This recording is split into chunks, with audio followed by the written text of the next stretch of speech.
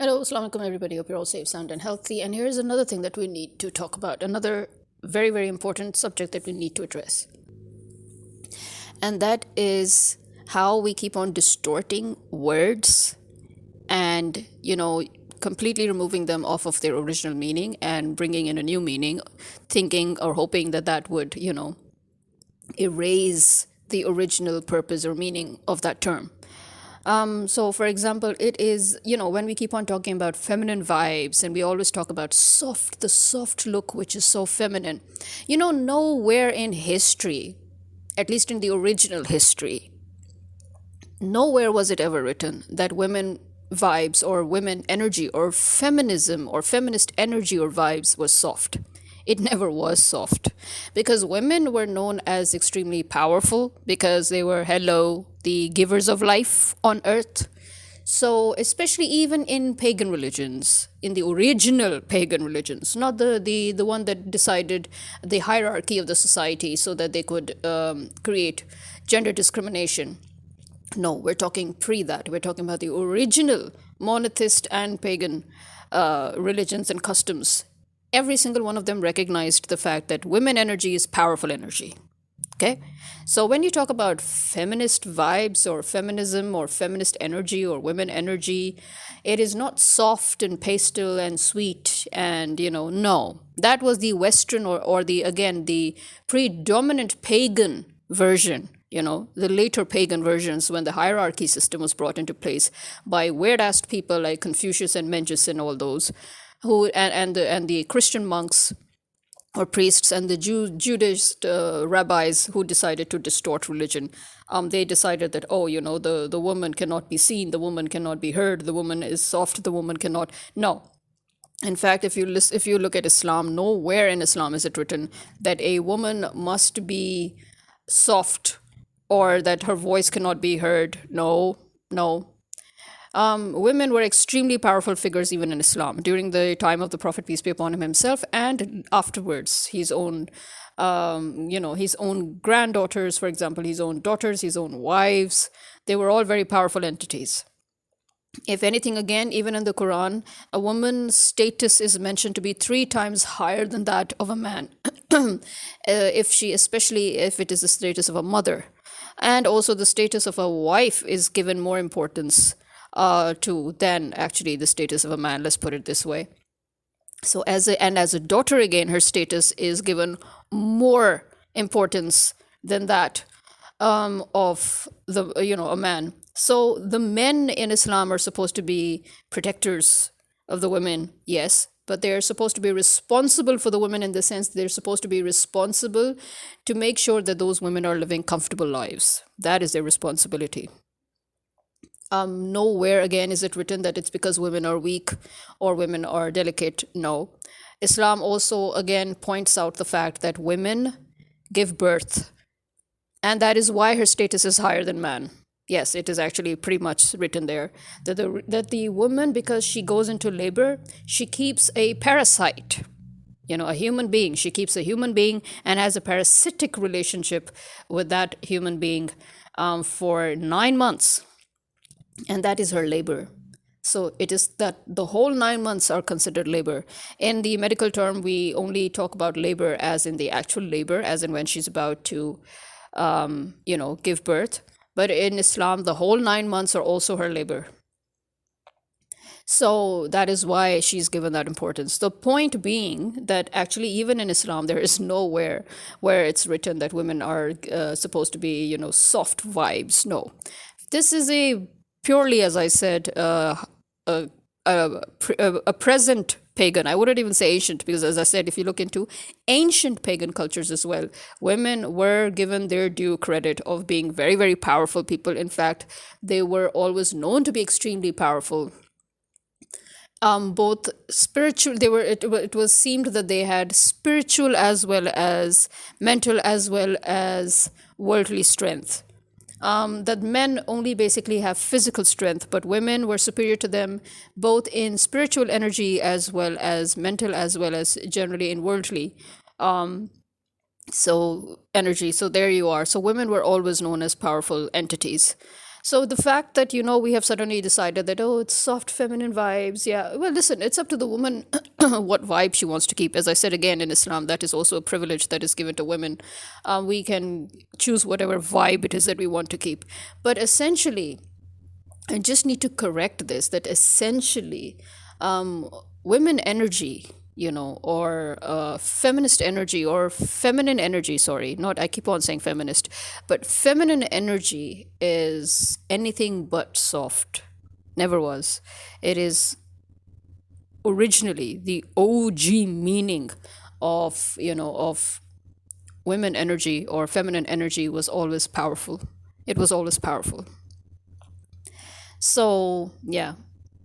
And now again, now here we go on to the next part, where another word has been, it keeps on being used or misused, and that is when they talk about gender equality and they talk about genderism, and then they raise a point that, why can't, using exactly that as an excuse, men are justifying encroaching upon personal space of women, which, as we know, in every single religion, again, monotheist or polytheist, it is a crime and it is a sin and it is punishable. It's not just, a sin or a crime, but it's actually a punishable sin and a punishable crime. And sometimes it can even lead to punishment of death, depending on how much you've encroached upon a personal space. Now, the when they try to make that excuse and say, oh, for example, as I said, one of the latest incidents was when that Indian minister, that Indian Hindu minister, decided that it was okay for him to try to snatch the face covering of a Muslim doctor who was there to receive her certificate to practice. You get issued your license and certificate to practice. So she was basically getting her job, in other words, and he was issuing certificates, or whatever you like to call it, licenses or registrations, whatever it is that you like to call it. So basically she was supposed to be there to formally be accepted into taking over her job as a doctor. He decided to use that as an excuse that because she is in a formal place, he had the right to remove her face veil, which is absolutely wrong, as I said. As I said in my previous podcast, this is a privilege granted to women in actually all religions, but other religions have decided to discard it and ditch it, but in Islam made it very, very clear that nobody can tamper with this privilege. And that is, it is the privilege of the woman to not show her face in public, even if she doesn't want to.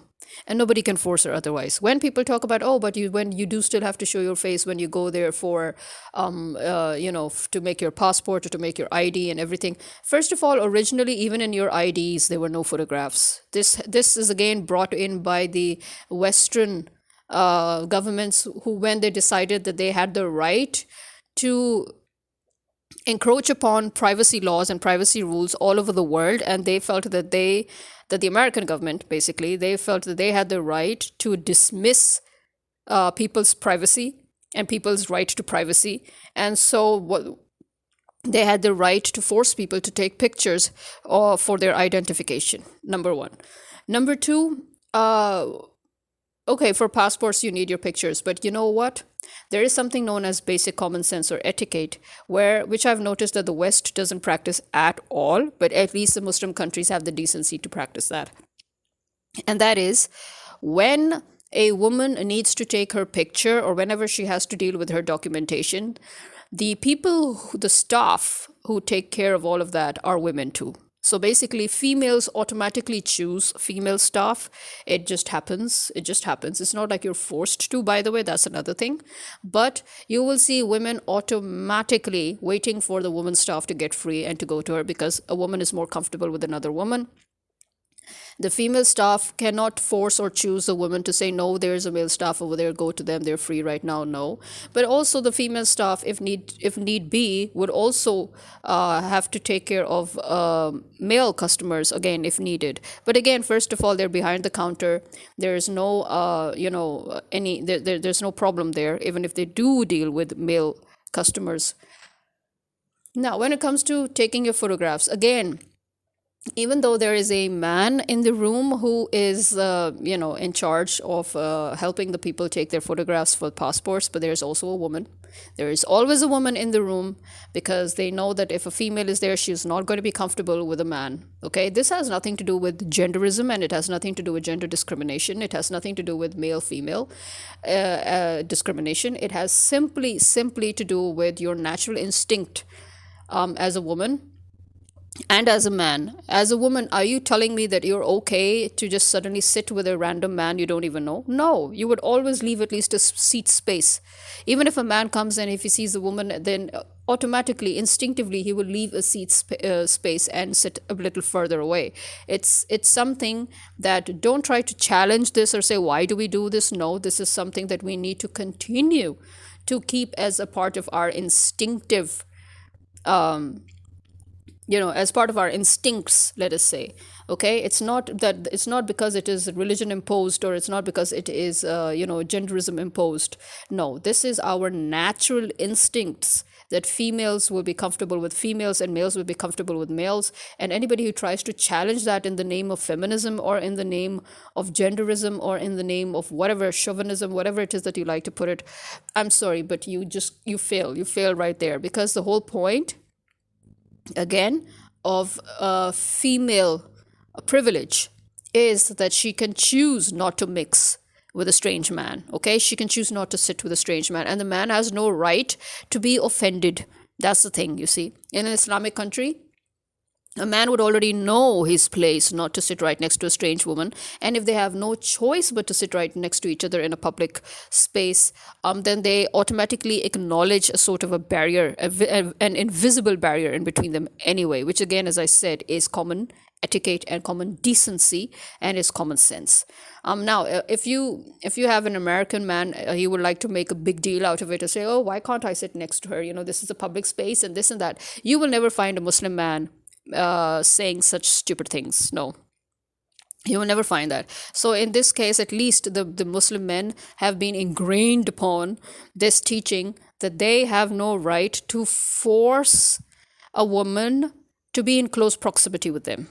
Because, as I said, Islam is very clear about that the minute a woman feels uncomfortable with a man next to her, then she can automatically claim sexual harassment. She can claim any harassment that she wants it, because it is automatically going to be seen as that, because she feels it that way. She feels like that man has deliberately encroached upon her personal space.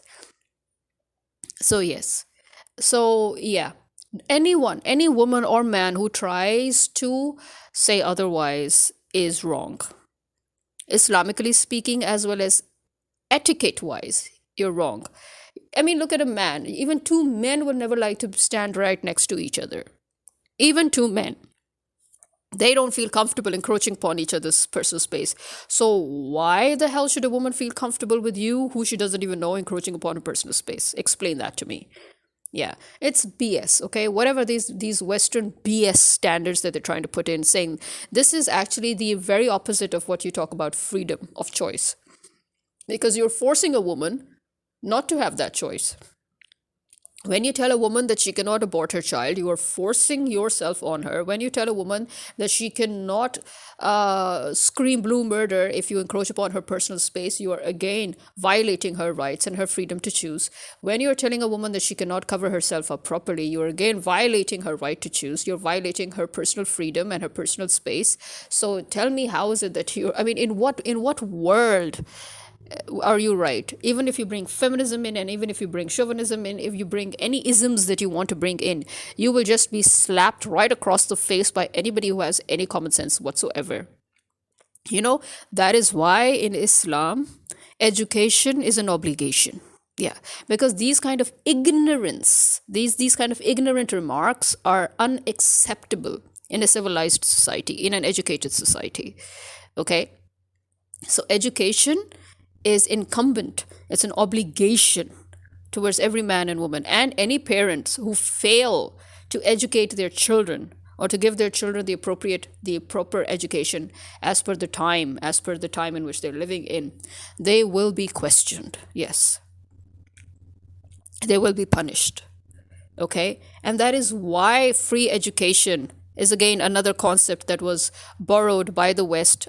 As I told you 1,000 times, that the West basically borrowed the Islamic infrastructure, the Islamic society and legal and political infrastructure. So in Islam, education, free basic education is an obligation. But as I said, in their wake, they destroyed all those Muslim countries that they occupied, and they left them with their colonial darkness, where men suddenly learned that, we can be, higher species. The Christians are enjoying themselves like that. So why are we supposed to be beneath women, or why are we supposed to be just equal to women, and why are we supposed to work like donkeys with women when the Western society, the men are enjoying? But again, what happened? The irony of ironies, the West gave their darkness here, but they took the enlightenment of Islam there, and then that's how it developed. That is the secret behind the Western development and the Western progress. And that was the secret behind the Muslim development and the Muslim progress when Muslims ruled. Okay, and that is why the Muslim countries were the richest and the most developed of their times before they were invaded. And that is why the Ottoman Empire was a giant. Okay, that was the secret to the successful ruling of the Muslims during their era. So now here we are, talking about these words, talking about genderism, about gender equality, and actually working towards the exact opposite of it. Gender equality means that a woman has the right to say that I want to cover my face, and a man cannot stop her. A woman has the right to say I do not want to cover my face, and the man cannot stop her. The woman has the right to say that I do not want a random man sitting next to me, and nobody can get offended. That is gender equality, by the way. That is Islam's point on gender equality, that a woman has the right to keep her personal space intact. She has the right to refuse to allow random strangers to sit or stand right next to her. She has the right to feel uncomfortable. She has the right to vocalize it, and she has the right to do something about it if the man persists on acting like an a-hole. Okay? In fact, she has the right to literally physically assault the man if she feels that he is trying to be domineering while encroaching upon her physical space or her personal space. Yes, in case you didn't know that, but a woman has the right to strike a man if he does not stay within his designated space. So, and nobody can say anything to her. No, nobody can say. There is no aggravated assault that can be charged on her. No, not in Islamic law. In Islamic law, she would be 100% justified. As long as a man encroached her space, she's justified. So you should just thank your lucky stars that Muslim doctor did not smack that minister, because if this was a Muslim country and if she had smacked him, he wouldn't have even been able to sue her for that. Hell, she could have beat him up, not even just smacked him. She could have literally punched him and beat him black and blue, and it will still not be considered aggravated assault. Why? Yes, because he had no right to encroach upon her personal space, and it is automatically taken as a sexual assault or a harassment, and she has the right to defend herself. It's as simple as that. Nobody can sue her for that.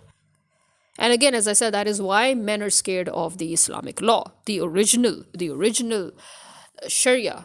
It is the men who do not want Sharia implemented in countries worldwide, because they lose their power. They lose that hierarchy in the society. They lose their teeth, in other words. They become toothless. They go back to their original status in the world, which is nothing much. That is why men do not want the real Sharia to be implemented.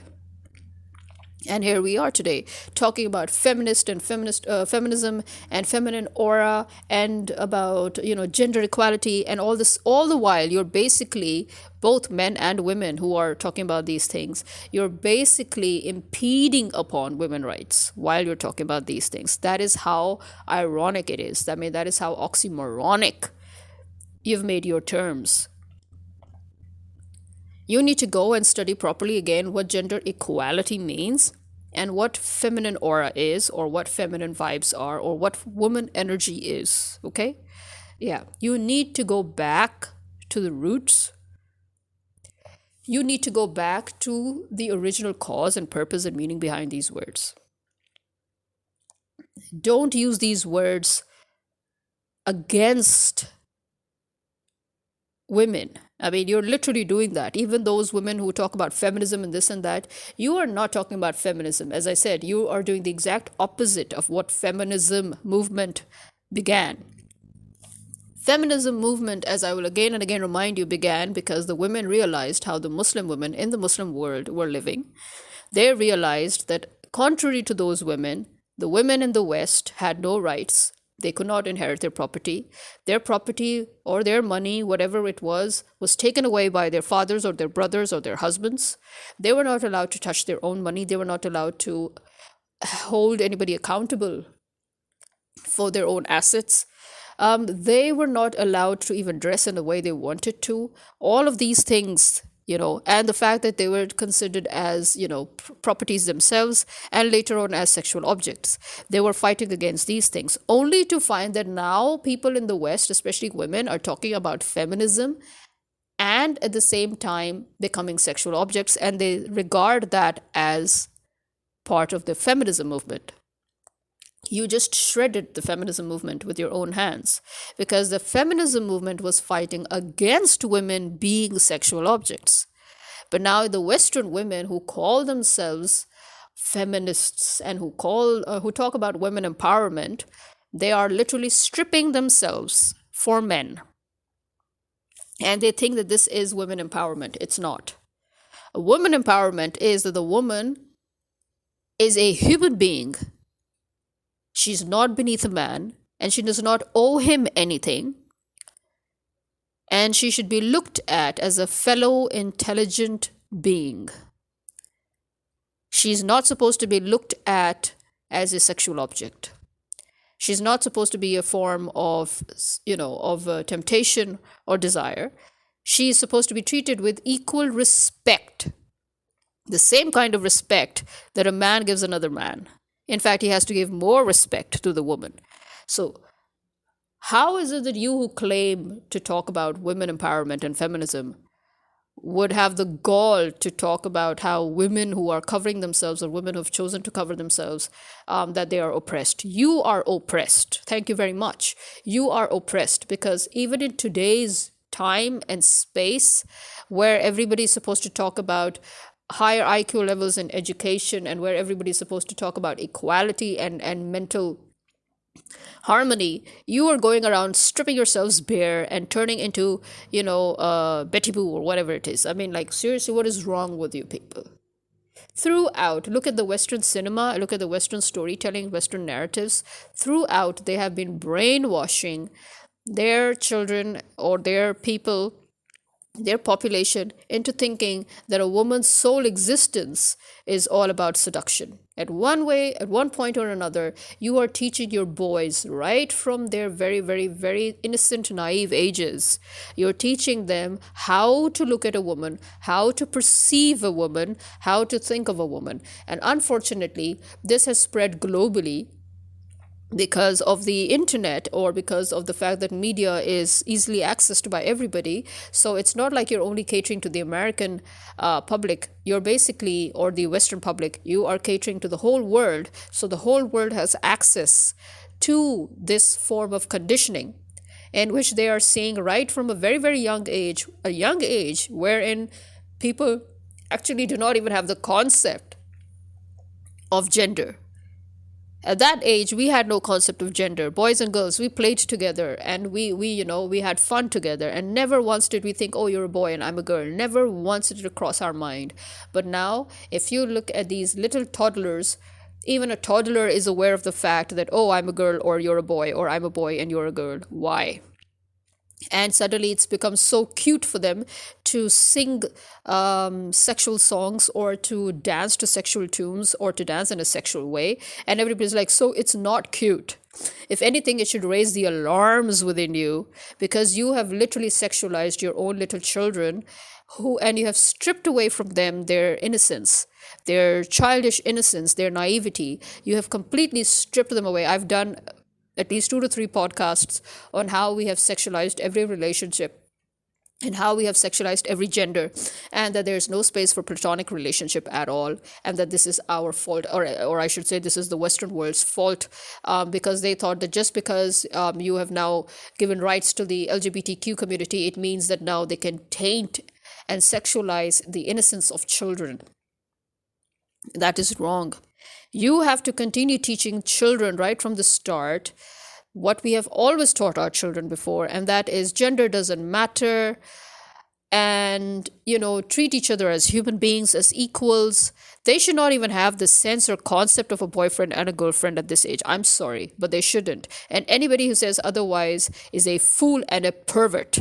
Yes, you are a pervert, because this is not natural. No, it's not. I don't care what kind of psychology you try to bring in. Okay, I am more well aware of human psychology than you even know, and I'm telling you that this is not normal. Sexualizing relationships is actually not normal. This is perverse. And we are a perverse society today because of these acts, because of these kind of brainwashing that has been going on for decades, if not a century at least, in which you're literally teaching young boys how to look at women and how to treat women and how to talk to women and how to think about women in all the wrong way. In all the wrong ways, seriously. Like, do you even realize the repercussions? You are literally right now facing the repercussions of it, but you are still egging them on towards this way of thinking. This is absolutely unacceptable. You are the ones producing a very, very ferocious, violent, and sexualized society. You are producing a sadistic, a very dark, a very perverse society. And then you sit and wonder, why is it that your children aren't normal? It's because of you. It's because of you. It's because of your governments. It's because of your media. It's because of the system in which the fact that you're so blind to the fact that your governments have been, the Western governments I'm talking about, the Western governments have been systematically poisoning the mental well-being of their people. And now, thanks to the global village era, this poison is spreading across the globe. And they're very proud of it because they did this deliberately, by the way. So they're so proud of it. But it's nothing to be proud about. If anything, they should be ashamed and embarrassed. But obviously, they're not ashamed and embarrassed because, as I said, they did this deliberately. They've been working on this agenda for at least a century. You need to get your facts straight. You need to get the meanings of those words and terms straight. You need to understand what feminine energy really is, what gender equality really is, what the right to choose really is, okay?